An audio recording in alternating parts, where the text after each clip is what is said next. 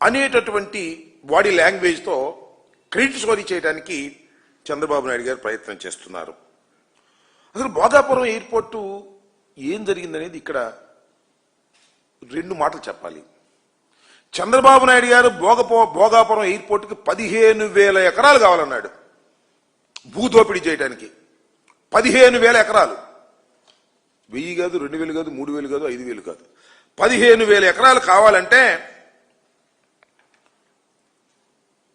ప్రజలు తిరగబడ్డారు, ఉద్యమాలు చేయటం మొదలెట్టారు. 5,000 చాలన్నాడు మన తర్వాత తగ్గొచ్చి. మేము వారితో గొంతు కలిపాం. వైఎస్ఆర్ కాంగ్రెస్ పార్టీ అప్పుడు అవసరం లేదంతా అని చెప్పి మళ్ళా వైఎస్ఆర్ కాంగ్రెస్ పార్టీ అధికారంలోకి వచ్చిన తర్వాత దాన్ని కుదించి దాన్ని తక్కువ భూమితో